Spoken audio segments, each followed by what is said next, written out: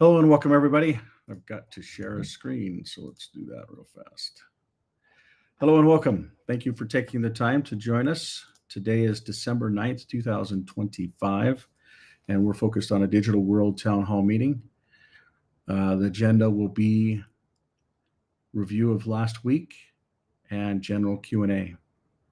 We're grateful for those that are here and even those that are joining us remotely. Thank you for taking the time to understand some of the advancements that have happened within this ecosystem and for your role within it.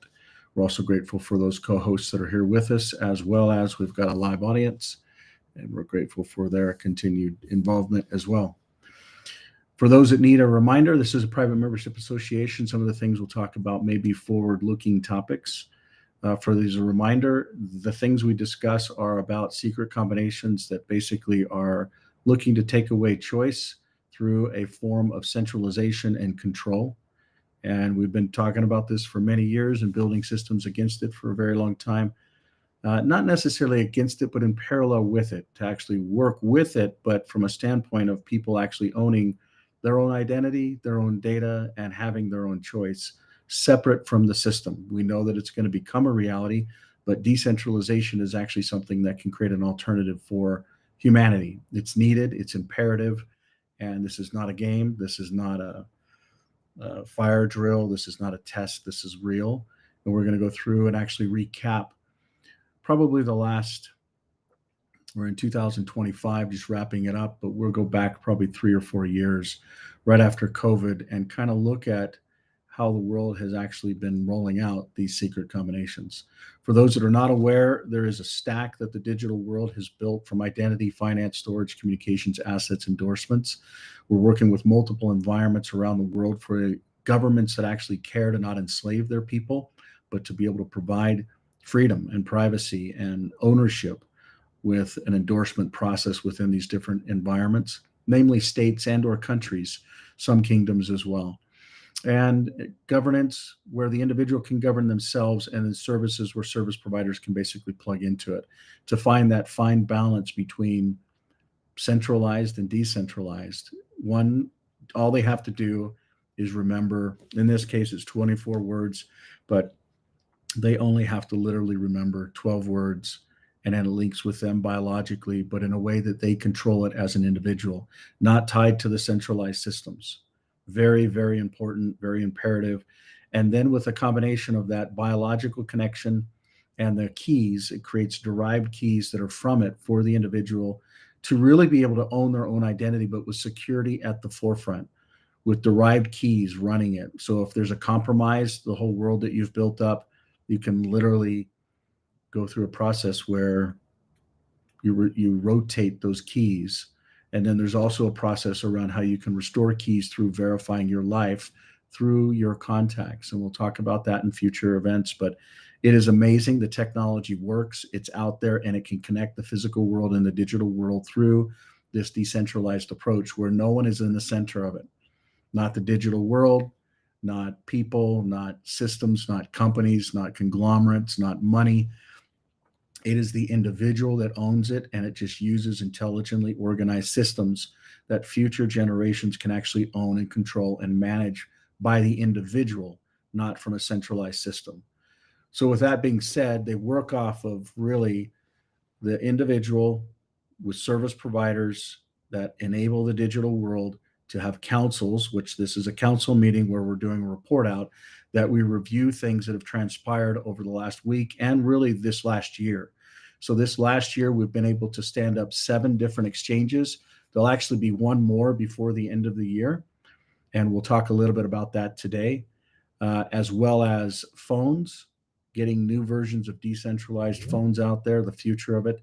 And then homes, there's been over $1 billion worth of pre-orders within the home environment, autos, and communities. So when we talk about communities, it looks like communities is going to jump to the forefront, and the way those communities are actually financed or treasured or how you actually tie the systems to that is really going to be the core goals for 2026. We look forward to going through those with you next week. spelling them out in detail, because this slide in the next year will be retired, and there'll be other goals that we'll be focused on with lead and lag measures with team commits that will tie to that. We're grateful for Michael Simpson all the way till 2005, helping to be able to roll this out with all the different CLEAR teams around the world that enables the digital world to have these types of report out and accountability that is just, I believe, imperative for humanity. This is an example of kind of the focus and area around really legitimacy for 2026 for whether it's financial, territorial, governance, public adoption, civil operating systems, and economic self-sustainability. So very important topics. Right now, I'd like to break and kind of go through a real quick video, if you would allow me. I know that some of you may have seen pieces of this before, but I think it's really important to go back over the last 5 years, especially as we're starting into 2026. And we kind of see this marketing ploy, and really, if you haven't read it, there's actually a couple books I can show you. But while we're playing this, I'll go grab the books. But they literally have already spelled this out. I've been to the World Economic Forum. I've been to Davos. I've seen this with my own eyes. This is literally a plan that is just getting executed and played out. And there has to be a parallel decentralized system to this centralized. Insanity is not the right firm enough word, but I'm going to go ahead and just let you hear it from their mouths. And just hopefully, as you see this unfold step by step in unison, you start seeing how centralized secret combinations are very real, and there is definitely a game plan. So here we go. To legitimize total biometric surveillance. If we want to stop this epidemic, we need not just to monitor people, we need to monitor what's happening under their skin, their body temperature. Like we walked in here, we had to go through a body temperature test. I think maybe in a couple of decades, when people look back, the thing they will remember from the COVID crisis is this is the moment when everything went digital. And if this was the moment when everything became monitored, that we agreed to be surveyed all the time, not just in authoritarian regimes, but even in democracies. And maybe most importantly at all, this was the moment when surveillance started going under the skin. The biometric sensor. It's the thing, it's the gadget, it's the technology that converts biological data into digital data that can be analyzed by computers. And having the ability to really monitor people under the skin, this is the biggest game changer of all.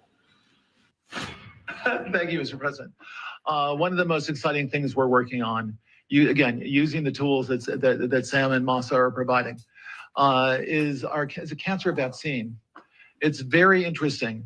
It turns out, I'll be quick, all of our cancers, cancer tumors, little fragments of those tumors float around in your blood. So you can do early cancer detection. If you can do it using AI, you can do early cancer detection with a blood test. So this is earlier this year. So you've seen and it a couple using years AI kind of building up. So to look at the blood test, you can find the cancers that are actually seriously threatening the person. So we can, again, cancer diagnosis using AI has the promise of just being a simple blood test. Then beyond that, once we gene sequence that cancer tumor, you can then vaccinate the person, design a vaccine for every individual person to vaccinate them against that cancer. Now, I'm just going to pause it right there and just throw in a question. With that kind of data, could you also create the opposite? So instead of what they purport as vaccines that actually help, which I'm not even going to comment on that with COVID, which, by the way, COVID-19, the Great Reset, there's a reason why all of this stuff is being done. And this question that I'm asking, I think, is very material and core. If they can create a vaccine that can actually help, could they create a vaccine or some type of cocktail that could eventually do the opposite? Could it be a massive attack against? And I don't want to, when we go through this stuff, I want to be neutral. I don't want to be overreaching or conspiracy theory based. But isn't there a responsibility we should at least have to pause and question if all of these things that they're doing? I'm not talking about AI going crazy. I'm talking about people that actually manage these systems. So we'll go ahead and continue, but I would just throw that question out there. And you can make that vaccine, that mRNA vaccine, you can make that robotically, again, using AI in about 48 hours. So imagine early cancer detection, the development of a cancer vaccine for your particular cancer aimed at you, and have that vaccine available in 48 hours. This is the promise of AI and the promise of the future. Stargate, put that name down in your books, because I think you're going to hear a lot about it in the future. A new American company that will invest $500 billion at least in AI infrastructure. The data centers are actually under construction. The first of them are under construction in Texas, the Abilene location, which is our first location. Gone from a lot of compute to like the biggest infrastructure project in history. And out of that emerged Stargate. Why call it Stargate? It began as a code name, and sometimes code names stick. But it means something, right? The design of one of the very early layouts of a data center looked a little bit like Stargate from the show. Tell us a bit about because you're right at the forefront of this revolution, what it means for what government should do in terms of its digital infrastructure, digital ID, data centers, and so on. How do you take advantage of these incredible AI models? And the first thing a country needs to do is to unify all of their data so it can be consumed and used by the AI model. You have to take all of your healthcare data, your diagnostic data, your electronic health records, your genomic data. And in the Middle East, in the UAE, for example, they're incredibly rich in data. They have a lot of population data. The NHS in the UK has an incredible amount of population data, but it's fragmented. It's not easily accessible by these AI models. We have to take all of this data we have in our country and move it into a single, if you will, unified data platform. Today, Now, I want to pause there and tell you who this guy is. Larry Ellison builds databases as well as operating systems. Him and I did the same type of thing in my prior life, which was around building an operating system for servers. We built from the same code base, Red Hat Enterprise Linux. We actually did the same type of thing before they did it. So it was a parallel system then. And it's the back end that can actually run a lot of this stuff. And so some of you might think, who is this guy, Mike? Why would he even care about this stuff? And I'm telling you, that guy that we just saw, Larry Ellison, was a direct competitor. So was Bill Gates. Bill Gates actually shut down his small business server, and ClearOS server beat that. And we went to Microsoft. They said, you've won. They said, our whole team, our small business server team, is going to shift over to the open source ecosystem. And they shifted to that, bought GitHub, and they literally tried to then control the ecosystem around development. My point is the back-end systems that run these technologies is the core competency of what the Clear team and teams prior have had for almost 30 years. It is the same back-end infrastructure, the same fight, the same operating systems, virtualization layers, understanding BIOSes and CMOSes and hardware vendors and drivers and patches and updates, intrusion detection systems, content filter systems. And the way that technology was centralized was wrong. 15 years we building on a wrong platform. In 2008, we sold that business, or at least a division of it, to Hewlett Packard. It still has a consumer division and a business division. And then we shifted everything over to decentralized systems because the model is right. Because no one should own your data. No one should own your identity. The connection between health records, which, by the way, Oracle is the largest provider, which is Larry Ellerson's business, the guy we just heard from, is the largest provider of governmental databases in the world. In the world. So not only is he providing the database and the operating system for these environments and the storage, but now it'll be the infrastructure with this $500 billion update. Then you layer AI on top of it. And then what could happen? It's all centralized. There must be a parallel system to it. The gentleman that we're going to hear from today, this was October 7th that he talked about this stuff. And prior to this, in Nigeria, if you didn't get digital ID, they take your phone number and make it so it didn't work. Imagine if you didn't get text messages off your phone number. What would that lock you out of? How many systems? How many authorizations? And then fast forward, just before this announcement in October, I want to say it was only 2 months prior, in South Asia, they started shutting down hundreds of millions of bank accounts and said, get a digital ID or you're not going to have your funds or you won't get your bank account back. So no phone number, no bank account. And now with this gentleman, no job. So just kind of piece these things together. I am announcing this government will make a new free of charge digital ID mandatory for the right to work by the end of this parliament. Let me spell that out. You will not be able to work in the United Kingdom if you do not have digital ID. It's as simple as that. The Trump administration is pushing to expand AI in federal scientific research. Yesterday, President Trump signed an executive order launching the Genesis mission. Capable not only of observing the universe, but of understanding it. Genesis mission will transform how science is done in America, uniting our brightest minds, most powerful computers, and vast scientific data into one living system for discovery.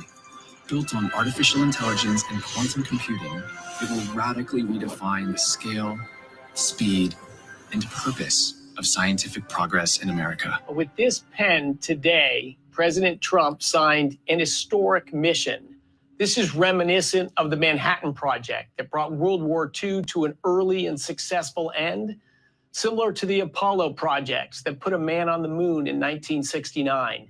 This is an all-in national effort to take the power of AI and pair it with the 40,000 outstanding scientists and engineers at our national labs to use the world's largest supercomputers to advance innovation and science, to give better economic opportunities for our citizens, to make longer and healthier lives possible. Today was not incremental, Brett. It was transformative. But the project announced today is really about applying AI to science and to engineering and to national security.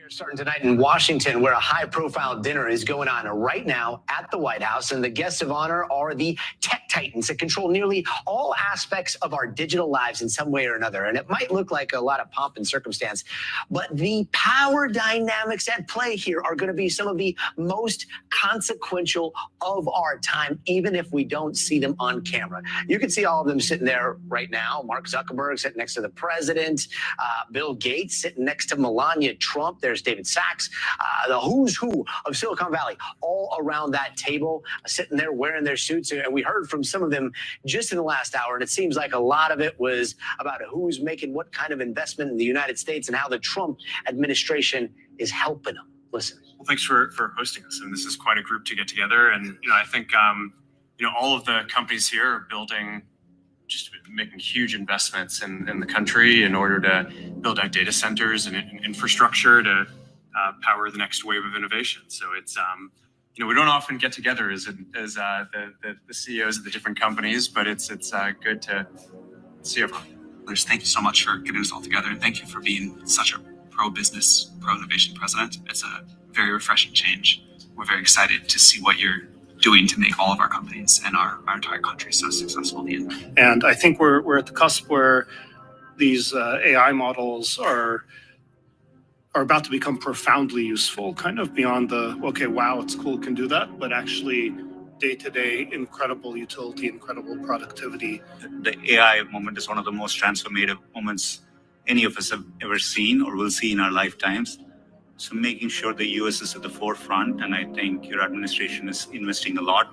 Already the AI action plan under your leadership, I think, is a great start, and we look forward to working together, and thanks for your leadership. Great job you're doing. Incredible, really, Chad. This is a most incredible time.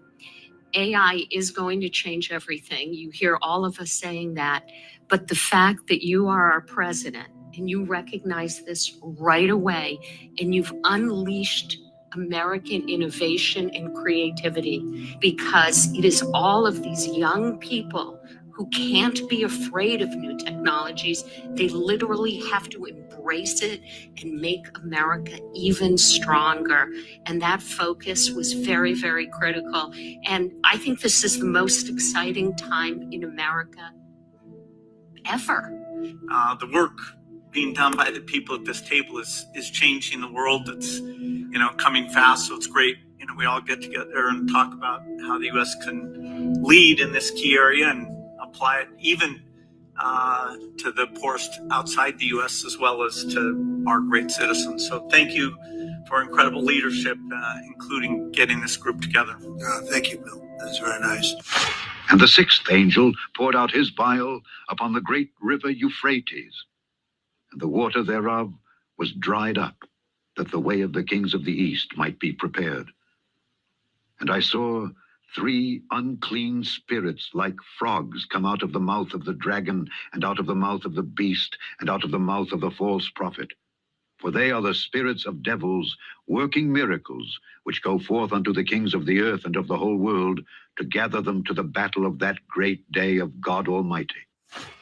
Last month, Yuval Noah Harari, deemed the false prophet of the World Economic Forum, predicted that artificial intelligence would be capable of writing a new Bible, not before smearing the Christian Bible as an outdated book with no divine origin. The printing press, radio, television, they broadcast, they spread the ideas created by the human brain, by the human mind. They cannot create a new idea. Gutenberg printed the Bible in the middle of the 15th century.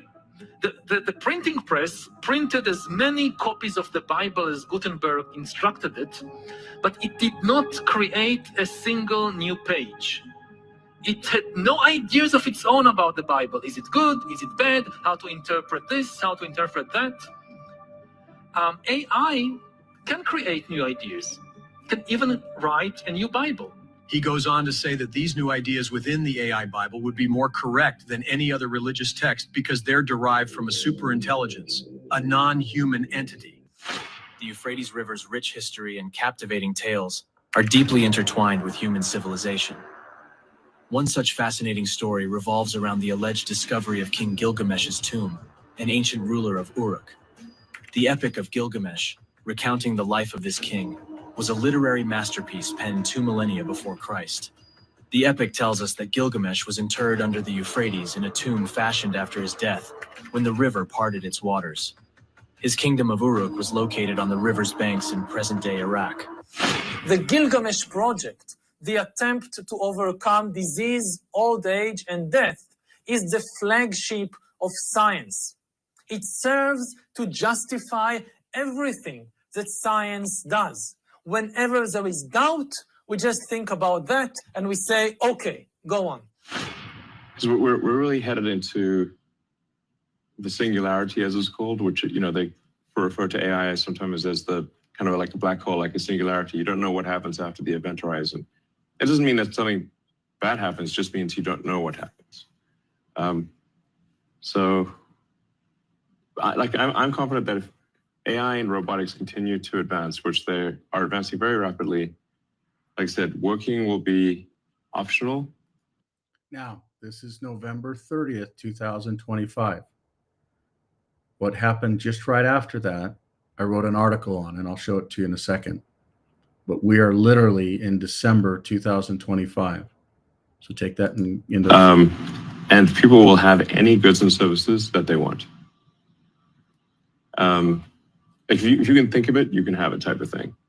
But then at a certain point, AI will actually saturate on anything humans can think of. And then at that point, it becomes a situation where AI is doing things for AI and robotics are doing things for AI and robotics because they've run out of things to do to make the humans happy.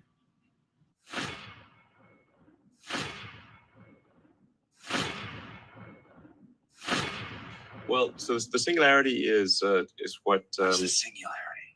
that's the point where artificial intelligence exceeds human intelligence, and the reason it's called singularity, and I think Rayco as well coined that term, is because after that we don't know what's going to happen.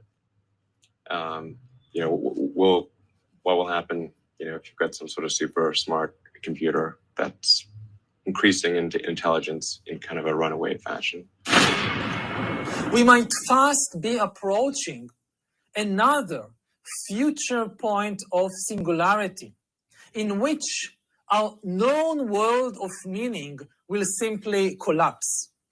Everything happening beyond that point is incomprehensible to us, and it's useless to try and imagine it or talk about it.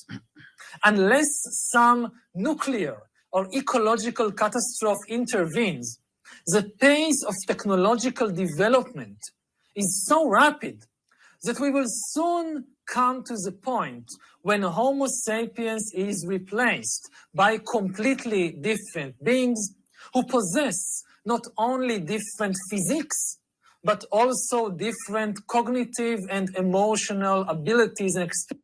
Now, I want you to think about what I just said and look at reality. We've got 6-7 billion people on Earth, and these people being replaced. And then earlier in the conversation, AI actually making a type of vaccine based upon information that's gathered around an individual or a populace. Could that be an attack on the human body, on the natural body that we all have, whatever your religious beliefs are? I know that his beliefs are not that there's a God and that man and woman are not to connect, and there's different realities there. But just think about if we're going to give all of our data to a centralized system and then say we choose to be a part of that, we choose to intravenously inject something in us, we choose to put something under our skin. Many of us might think we didn't have a choice, but I would say that the first argument that he had that actually ties off of this book from Klaus Schwab specifically spells out how half of the population agreed to get that injection. Now, I'm not going to argue if it was effective. I'm not going to argue if there was an issue and a virus, if it was man-made. I'm not going to go through that. All I'm going to do is say we had a choice at that time, and half of us chose to go through a process. And that's what the numbers say. I don't know what it actually is. But what I'm trying to articulate, or at least turn a light on as we go through this. Now, remember, this is kind of a flashback to the singularity topic in 2013 that Elon Musk brought up. He's bringing this up in 2016. So think about it. This is 2016, well before 2019. Experiences. This is something that most people, most sapiens, find extremely troublesome, extremely disconcerting. In all likelihood, our species is going to disappear. But yeah,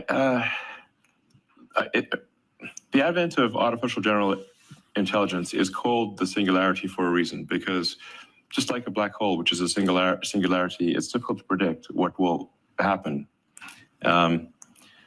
So it's not as though the advent of AGI is necessarily bad, but it's bad as one of the possible outcomes. And when is singularity in the definition of Ray Kurzweil going to happen? Well, I think you were saying he's predicting 2025. I think that's reasonably accurate. There'll be an apocalyptic event that ends everything we know. This is called the singularity. When the machines take over, the true believer can get immortality. The non-believer is consigned to death. That is approximately the theology. Well, I think it'll actually be that people don't have to work at all. And And it may not be that far in the future, maybe only, I don't know, 10, I'd say less than 20 years. My prediction is in less than 20 years, working will be optional. Working at all will be optional. The advancements in AI and robotics will bring us to the point where working is optional. In the same way that, like, say, you can grow your own vegetables in your garden, or you could go to the store and buy vegetables. You know, it's much harder to grow your own vegetables. but you know, some people like to grow their vegetables, which is fine, you know. But it'll be optional in that way, is my prediction. And I was like, okay, I want to create this place where it's the a financial crossroads, or like the financial exchange, you know. It's essentially solving money from an information theory standpoint, where the current banking system is a large number of heterogeneous databases with batch processing that are not secure. And if we could have a sort of a single database that was real time and secure, that would be more efficient from an information theory standpoint than, you know, a large number of heterogeneous databases that batch process very slowly, insecurely. So that was sort of X.com way back in the day, which kind of became PayPal, and then and it was acquired by eBay. And then eBay, someone reached out from eBay and said, "Hey, do you want to buy the domain name back?" And I was like, "Sure." You know, and so I had the domain name for quite a while. And then, yes. Then I was like, well, maybe this acquiring Twitter would also be an opportunity to revisit the original plan of X.com, which is to create this this like clearinghouse of financial transactions, like basically to create a more efficient money database is a way to think about it. Is like people, like money is really an information system for labor allocation. Like people sometimes think money is power in and of itself, but it doesn't really. If there's no labor to allocate, it's meaningless. I think long term, I think money disappears as a concept. Honestly, it's kind of strange, but in a future where anyone can have anything, I think you no longer need money as a database for labor allocation. If AI and robotics are big enough to satisfy all human needs, then money is no longer, its relevance declines dramatically. I'm not sure we will have it. So, you know, the best sort of imagining of this future that I've read is from Ian Banks, the culture books. So I recommend people read the culture books. In this sort of far future of the culture books, they don't have money either. And everyone can pretty much have whatever they want. So there's still some fundamental currencies, if you will, that are physics-based. So energy is the true currency. I think at a certain point, you decouple from the sort of conventional economy if you have AI and robots producing chips and solar panels, and mining resources in order to make chips and robots, in order to make you sort of complete that cycle. Once that cycle is complete, I think that's the point at which you decouple from the monetary system. I do think there's perhaps still a role for humans in this, in that we may give AI meaning.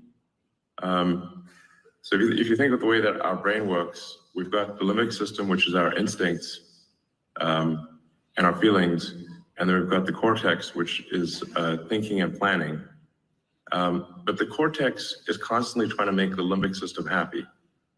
So maybe that's how it'll be with AI, which is the AI is trying to make our cortex happy, which is trying to make our limbic system happy. And maybe we are what give the AI meaning or purpose, some kind of, yeah. We got the XAI data center or supercomputer center training from beginning installation to start of training in 19 days, which is the fastest that anyone has ever gotten a supercomputer to train. And is that in that new building off to the side? That's in Memphis, actually. It's in Memphis. Yeah. Oh, so that's where you were? Yeah. I see. Memphis, Okay. the capital of ancient Egypt. Right. Yeah, you're bringing what? Perhaps that's where our new God will come from. Yeah, no kidding. No kidding. Yeah, I wish that was funny. So with that being said, I don't want to go through a process that things are terrible and life is not good, because it really is. This is an amazing time to be alive. The opportunities, the realities are just, the potentials are just massive. What I do want to point out is today launched was an app from the government of New Zealand, also known as Aotearoa. And this primarily launched under Apple, centralized company. Can you run the phone if you don't have a login? If you don't have an Apple ID? So they automatically know. So in other words, there is no ability for an individual to freely adopt the app without a centralized system knowing their identity. So it's automatically centralized from day one. Now, do I believe that there are well-intended folks that are out there that actually want to have freedom and choice for others? I absolutely do.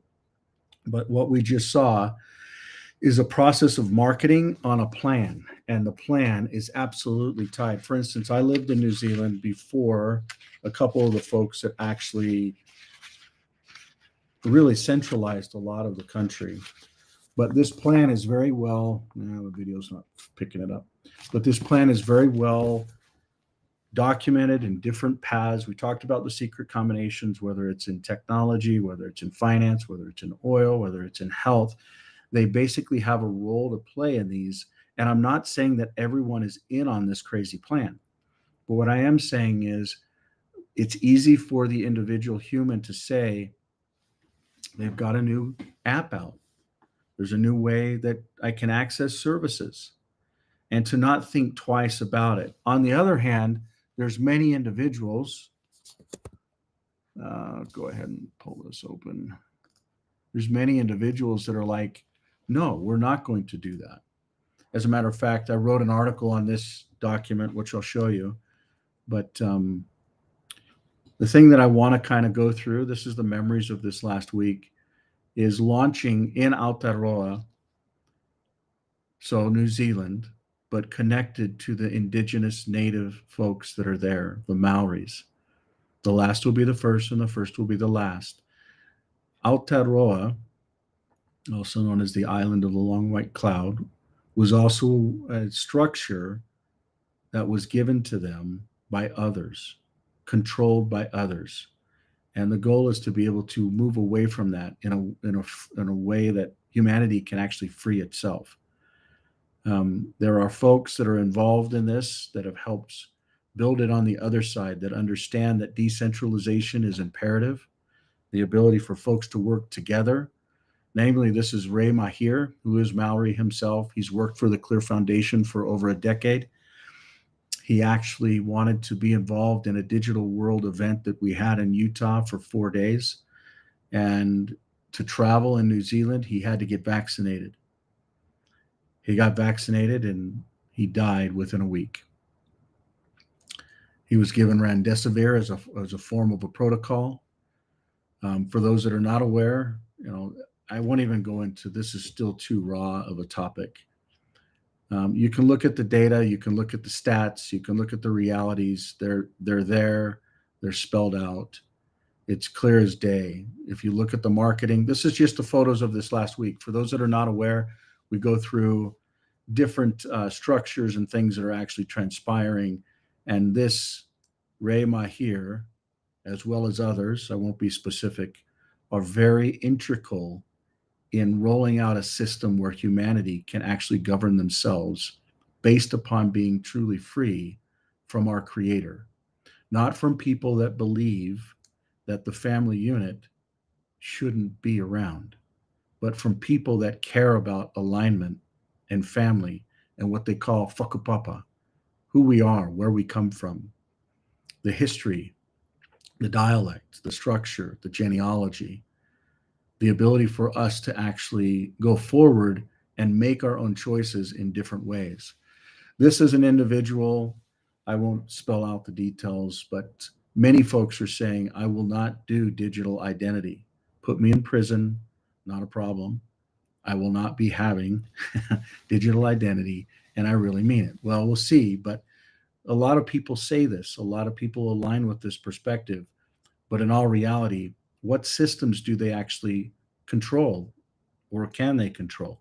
Or what systems can they adopt that can give you the same outcomes, but as an alternative? So states and countries and providences and kingdoms need an alternative system. And that's what we're talking about within this environment that I'm trying to articulate to you today.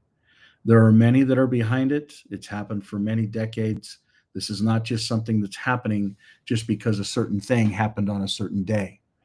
And I look forward to actually going through the details of that with you, and I'll do so now.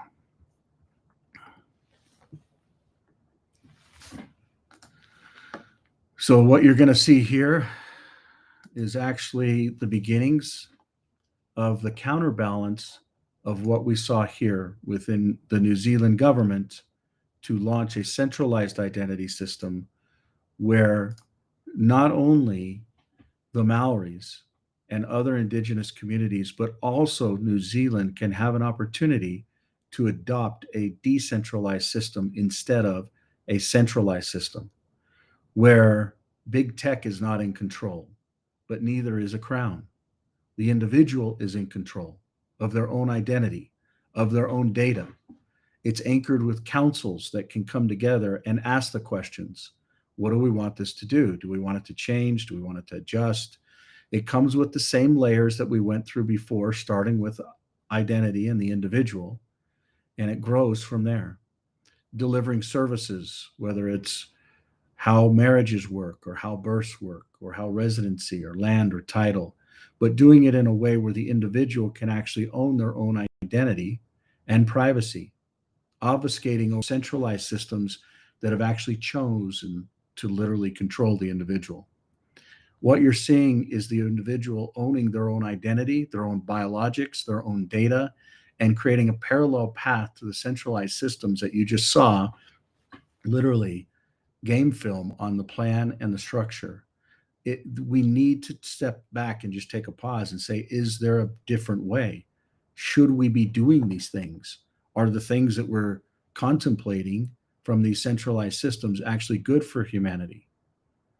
Will they be safe and effective? Will it actually harm in a different way?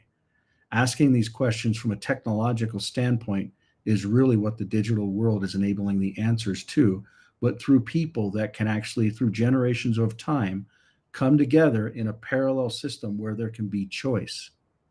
You know, just this last, by the way, it's enabled by this Aotearoa Life app, which I look forward to for most of the listeners that already understand the basics of it. But that's basically a high level. This is a different view,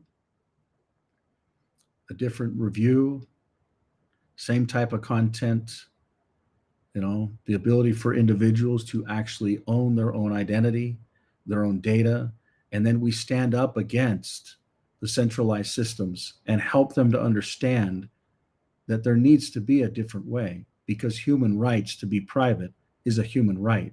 And just by saying, no, that's not reality, isn't fair or isn't right. So with that being said, that's the front end of the system. The back end is actually already up and already in production today. I don't know if any of the listeners that are online, if they want to log in with their own environment, but you're welcome to it.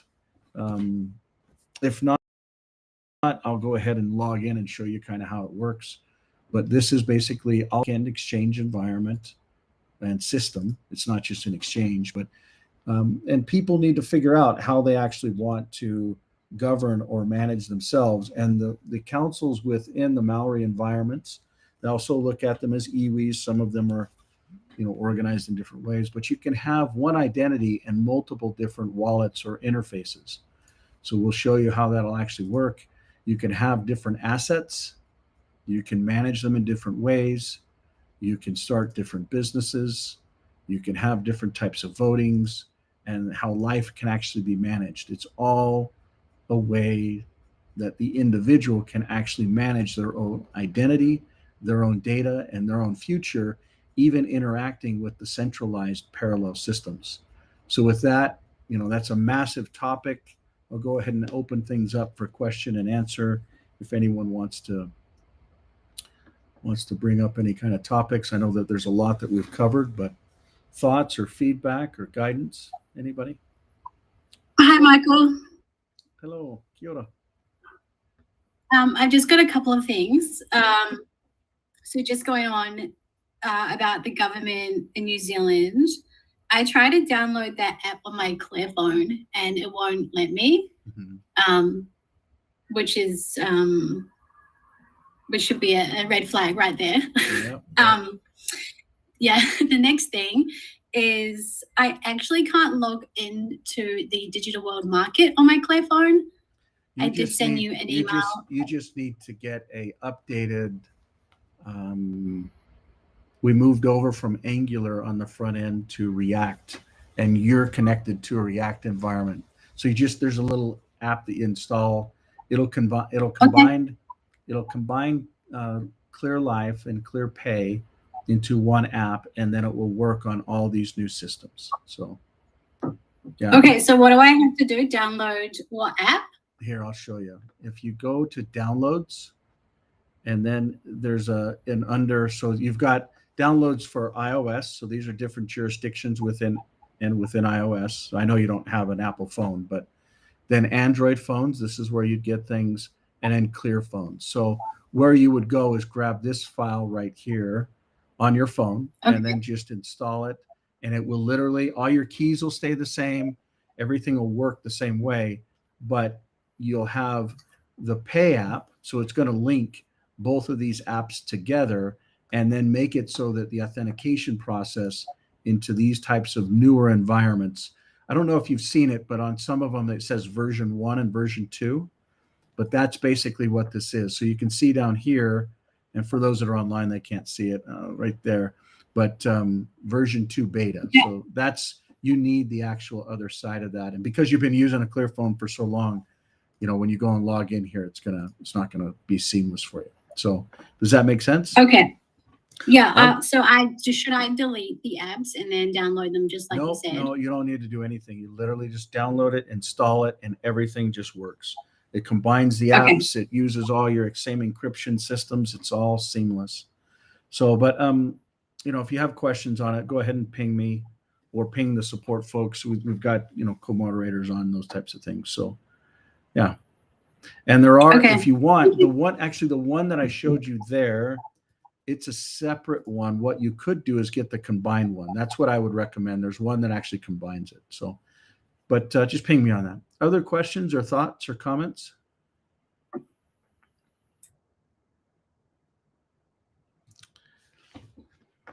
I had a question, Michael. Okay.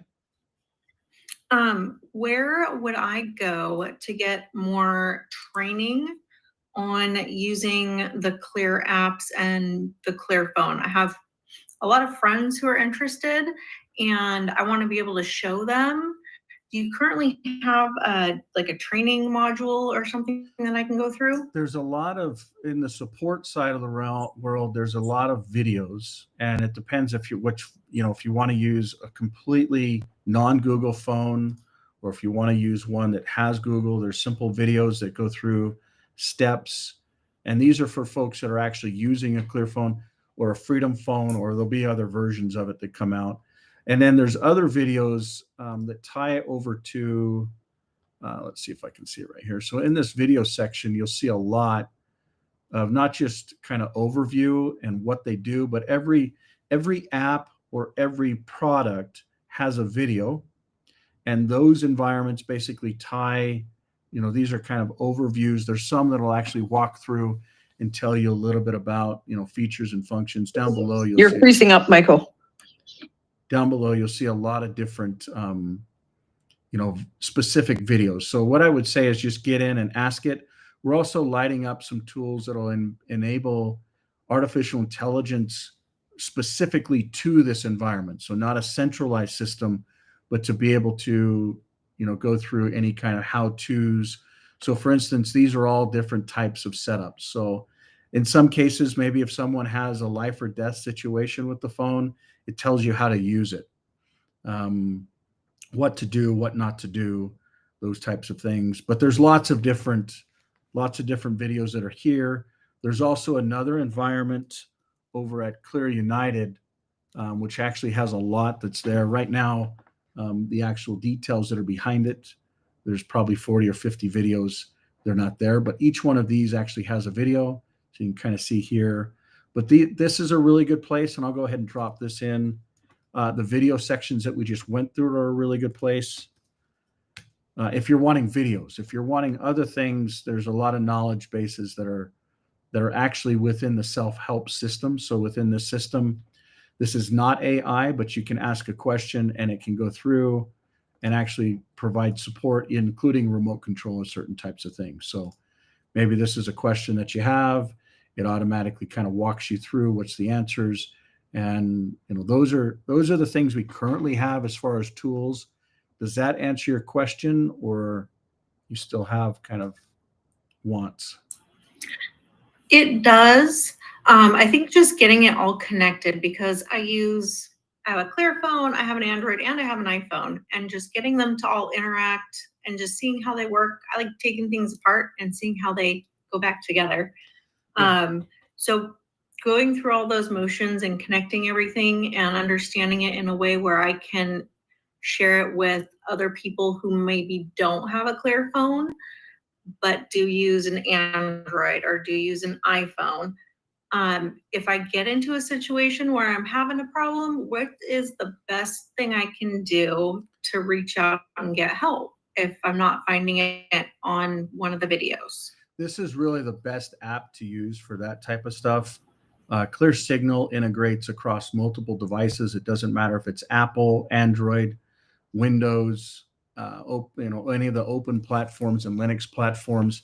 So you can download an app that'll basically integrate around your communication, your contacts, your messages. This goes through how to actually get it started, how to use it. There's other environments. This ties back to what I was telling you with that. And then you can actually download it here for multiple different environments as well. So on a desktop, it's a little bit different, but here you've got, this is where you would actually download it across your different devices. And this creates one location where if you send a message from a Clear phone and you want to see it on an Apple phone or a tablet or a desktop, it synchronizes all of that, all of your communications, all your photos within it. And we're actually building that out within the same methodology within the other 16 apps that are in the Clear phone environment. So I find it interesting how we're talking about global stuff and, launching a new environment based upon an existing, like this is a full country. This is a whole, and this is a country that I believe is actually one of the core basis of what this was all created for. When we look at the Pacific Union, the Pacific is half of the earth.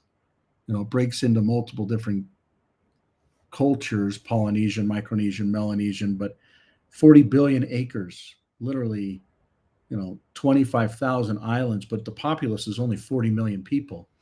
So these countries that are coming together and actually using these types of standards, primarily within the indigenous cultures, the natives that were there, they understand decentralization. It's a common principle into their tongue and their history.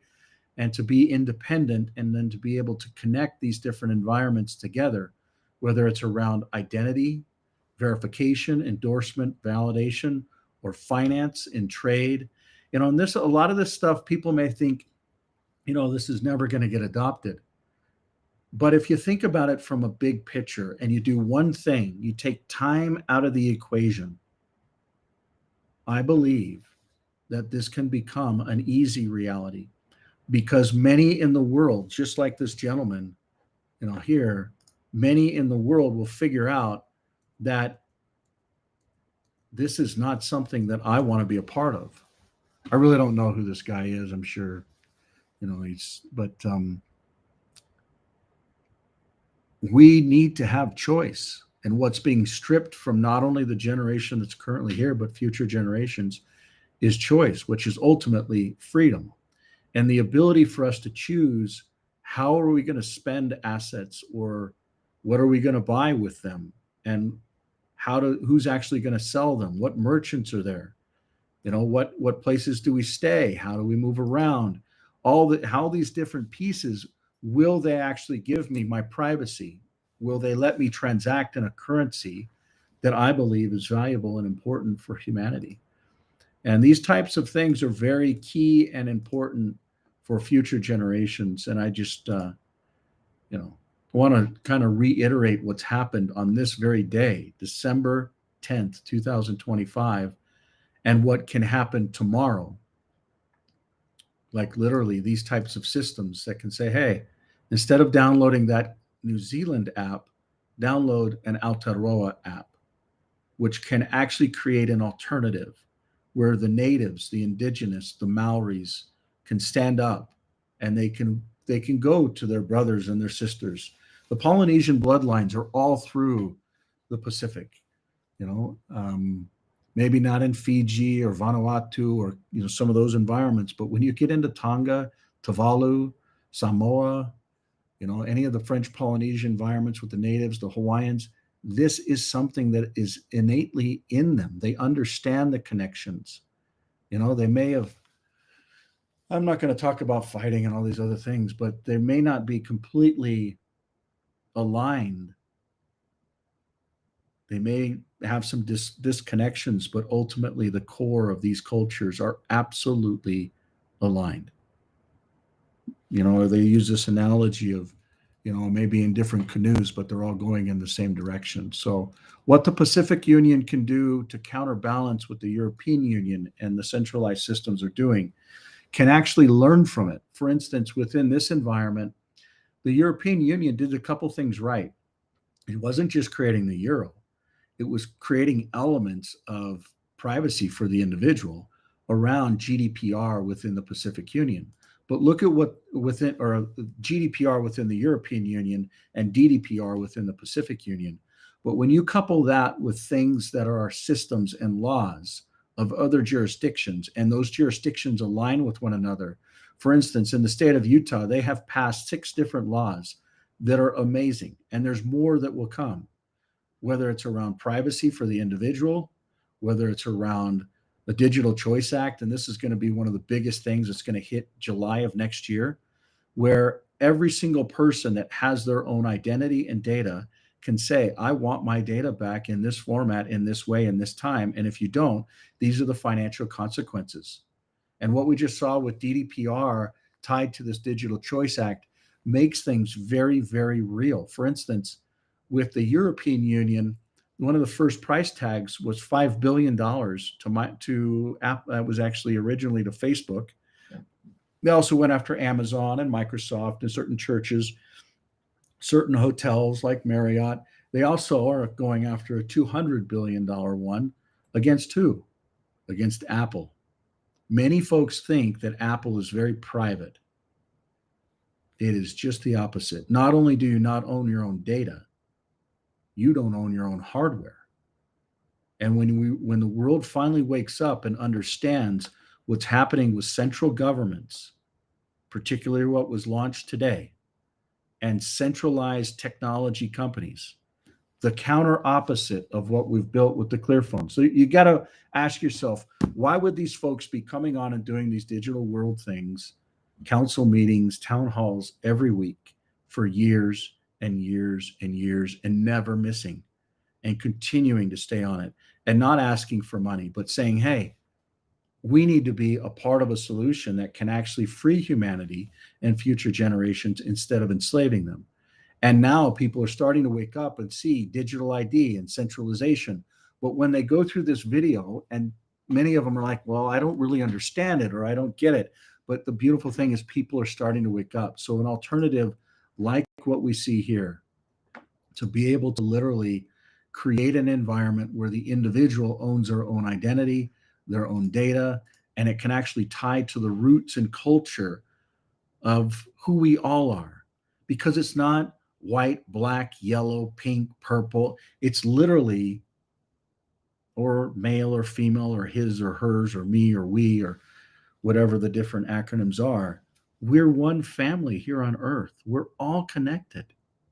No matter what our religious beliefs are, we're here having this experience physically. And we've got a responsibility, not just to future generations, but to ourselves and to all our brothers and sisters here on earth. So hopefully this type of technology, as it's rolled out, can be embraced at a level that we may not understand or even have seen before. And who knows, like I said before, you take time out of the equation and it all can make sense. So other thoughts or comments, feedback?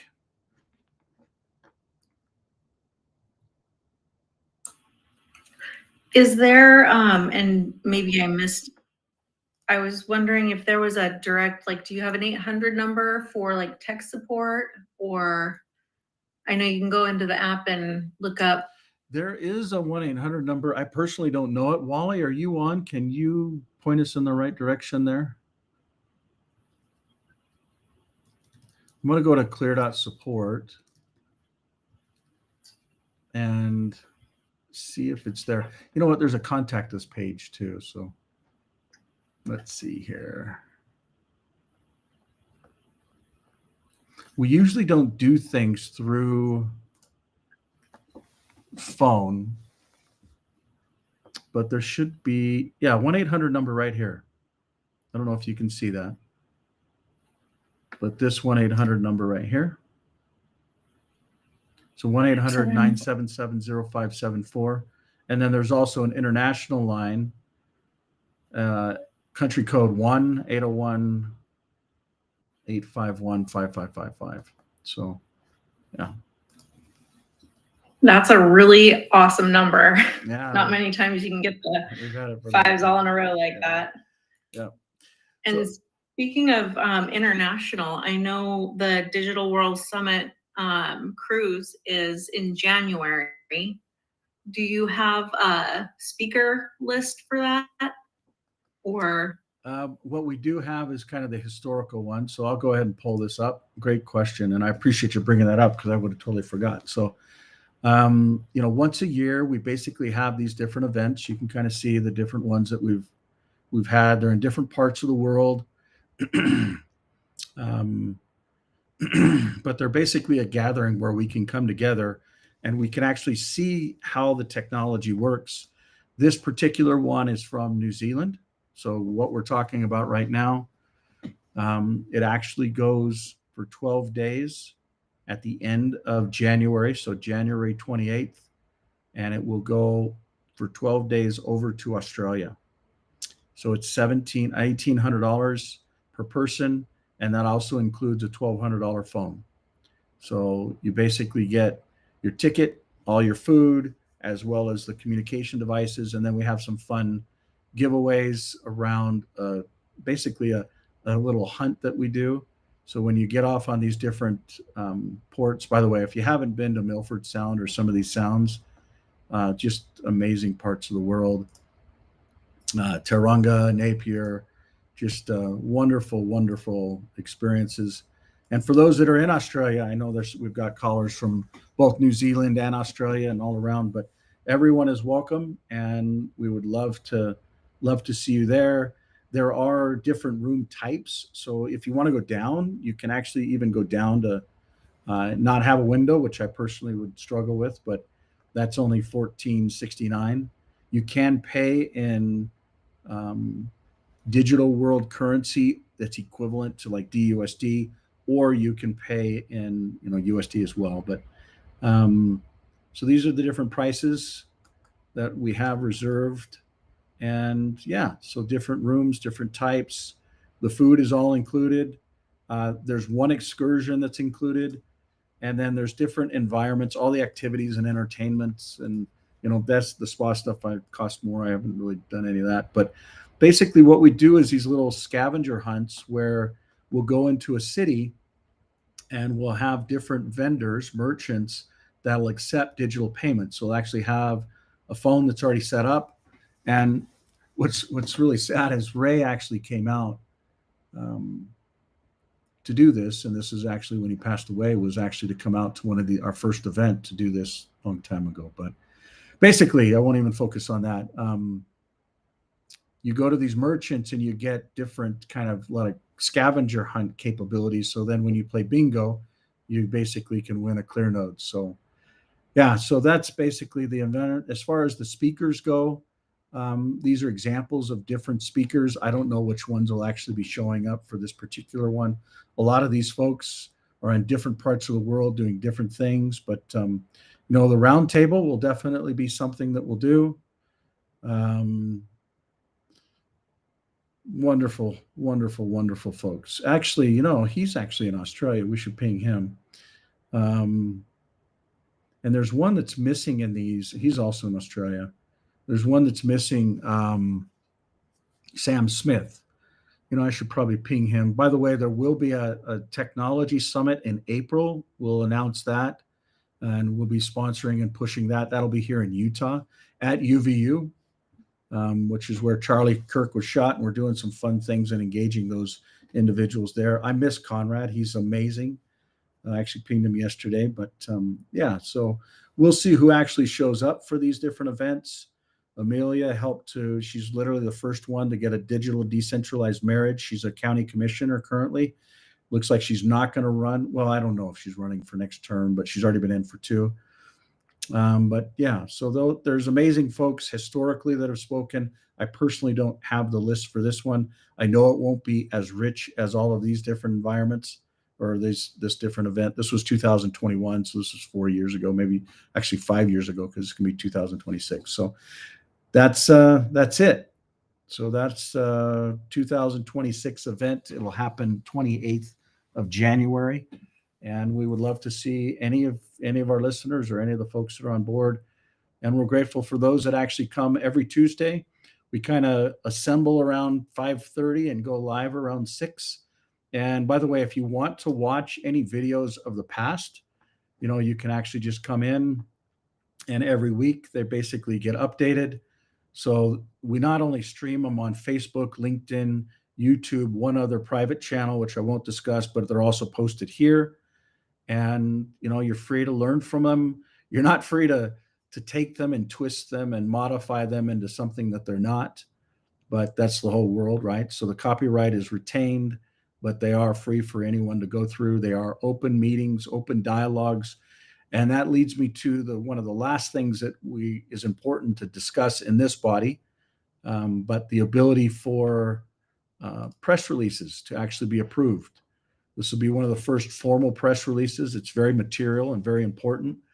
And some folks ask me, Mike, what can you tell me? And there's things in the works and all these other things. But we've talked a little bit about life insurance. We've talked a little bit about financial systems that are out of the centralized systems, mainly Wall Street, the currency systems, as well as the crypto world. Crypto world is one of those. It's in many ways a very centralized environment. People may not agree with that, but I'm so sorry. But Kraken and Coinbase and Binance and FTX, those are 100% centralized. Yes, they can have some things that synchronize over to other wallets so they can onboard them into centralized systems. But those 3 systems, Wall Street, currency environments or foreign exchange, and even the crypto environments, are not something that really gives the individual their own identity and data, and then looks for assets in their own world.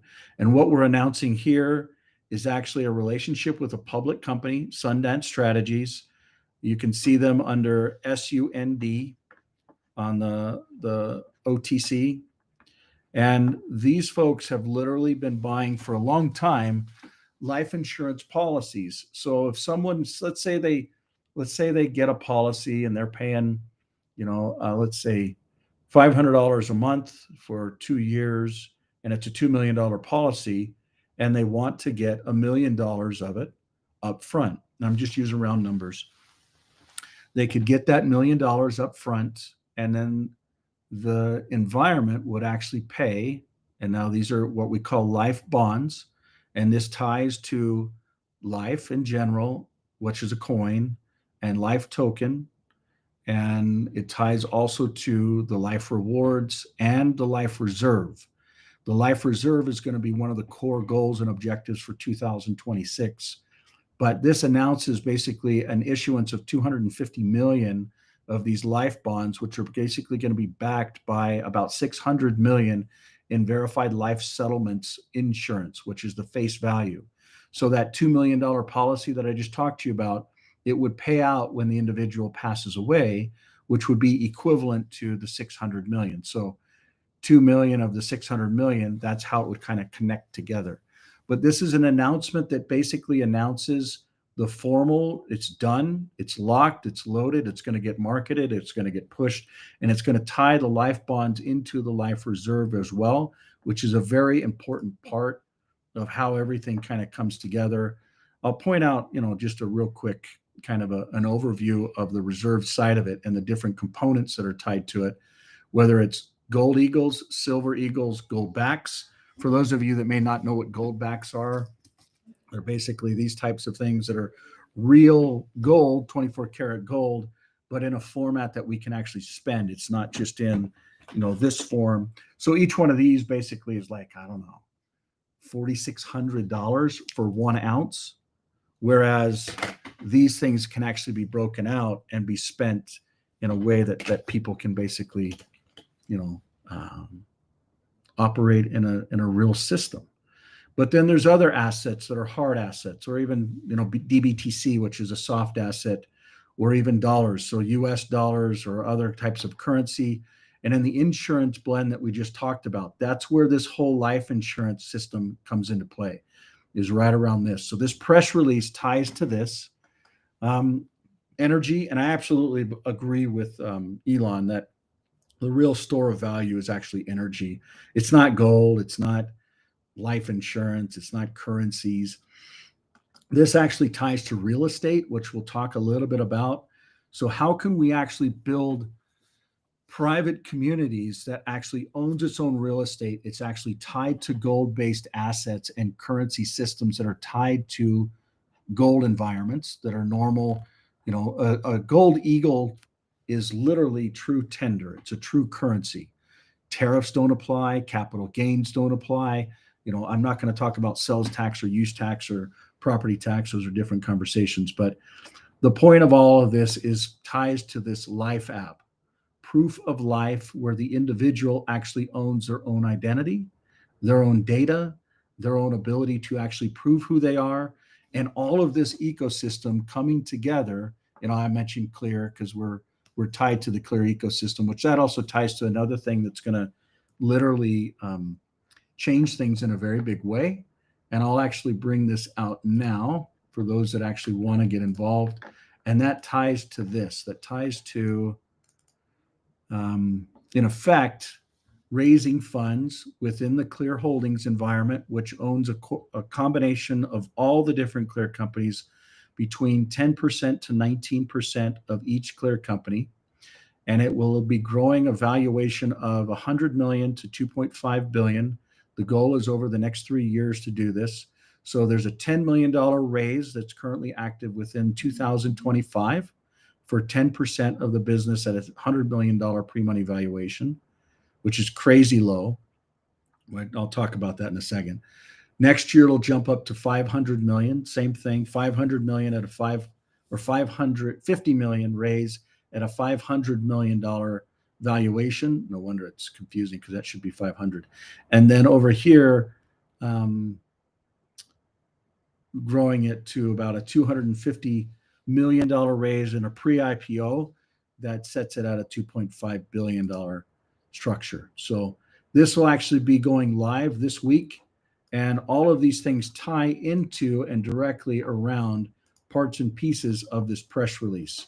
So I would love for those that want to read it, I'll go ahead and share it now within the body. If there's any feedback or guidance or structure or things you want to see different or changed or even have concerns, please let us know. And we'll go ahead and take a vote process on that and, go from that. So these are things where it's not necessarily the digital world that is actually making the purchase. It's actually Clear Finance, which is one of the Clear companies. And the digital world is actually the infrastructure that this will all be conducted on. So Life Bond, Life Token, the ecosystem, this is one of the largest ones that's actually going out again. And it's actually signed for $1 billion. The first tranche of it is 250 million. And this 250 million buys 600 million in life settlements. So very stable, very valuable. Life insurance companies actually are not like banks. They have a history where they have actually paid out. The global crisis actually hit when, what was it called? AGI basically wasn't able to pay some of the mortgage stuff and ended up failing, which caused the global financial crisis, 2007, 2008. And, the reality is the buck stops not in the banks, but at the insurance companies that actually insure the banks. So with that being said, any thoughts or comments or questions around anything that we've gone over today or anything you want to discuss?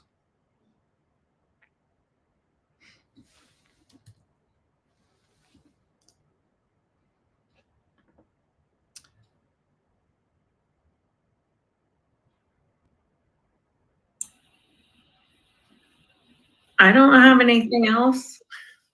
I thank you for your time, Michael. Adam, is there anything you want to go over around the last couple of things we just discussed, or if not, I just want to dig into it and absorb it. And I think getting to a place where I can just absorb all of it, I might need a little more hands-on. That's kind of why I was reaching out for maybe somebody in tech support.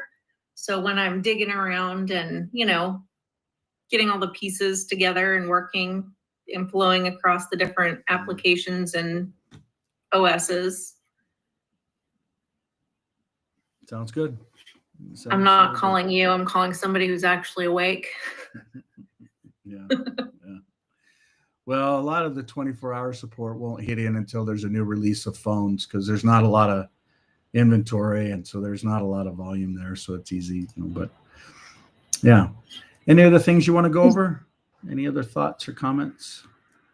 Yeah, so the insurance, Michael, so that's going to be live like momentarily? Yeah. As well, how do we apply for it?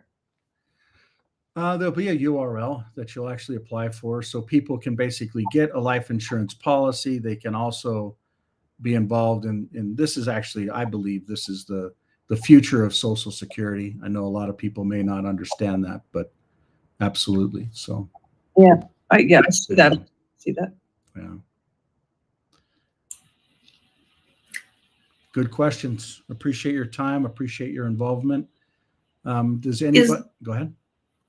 I was going to say, is there a way to get certified or to be part of tech support? Like if you're hiring tech support and somebody's looking for a job? Oh yeah. Let's see. So what you do there is you come back over to one of the Clear companies. So I'm just going to go to clear.co.com. I'm going to click on, there is a position. Where is it at? I think it's down here. Career. And this shows the different Clear companies and what they're hiring and hiring for.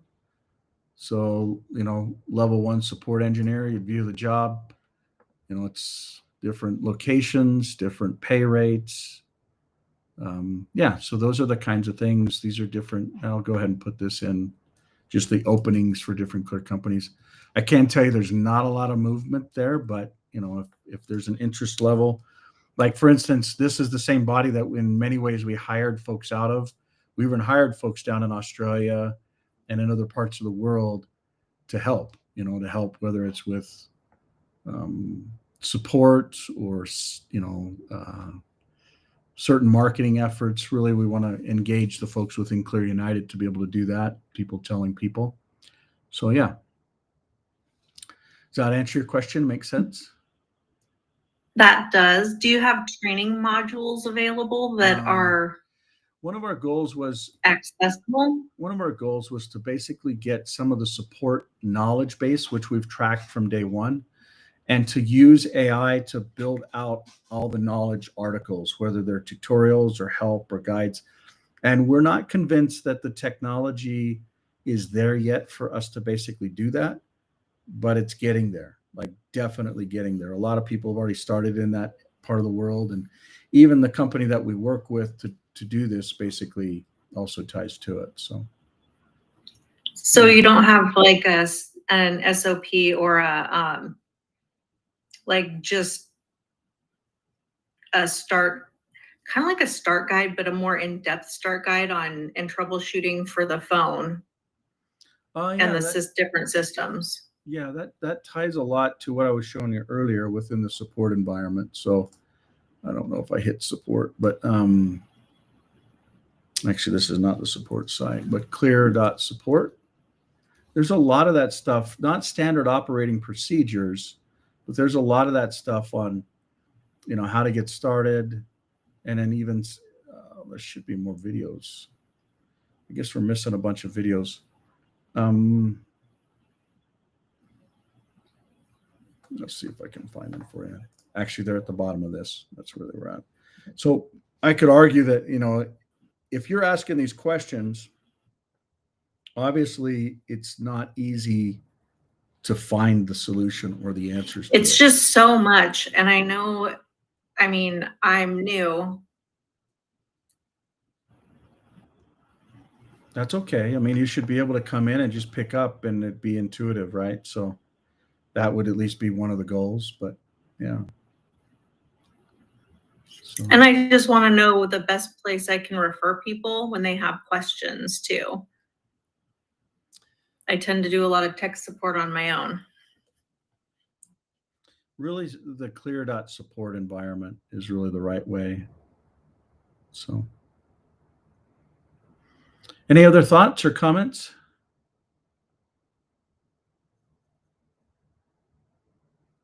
Okay, I'm going to go ahead and play this from Phil Lane Jr. as he summarizes what's happening down in New Zealand and Aotearoa really well. We're one world and one people, and we need to come together. So here we go. Have a wonderful night. We'll see you next week after this is done.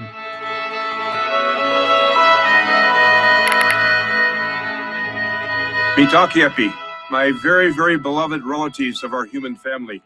We live in a corrupt global system. But are we a part of it? Are we part of it? Are we part of it? No. No. No. No. We've been very patient as the few control resources we all need. The question is, can we change it?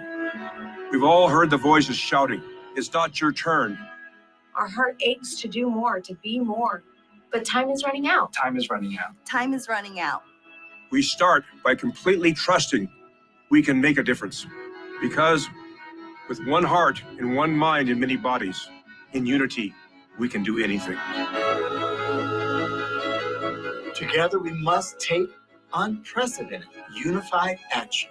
And transform the world around us. No matter how challenging that may be. Individual sovereignty, freedom, love, and justice unite us all. Because there are indigenous-led technologies coming. That gives us all the opportunity to stand, to give, to love. That's what responsible technology should do. If you're one of those who believe it's your turn, stand together. Rise up. Everyone. Everywhere. You, as a rising generation.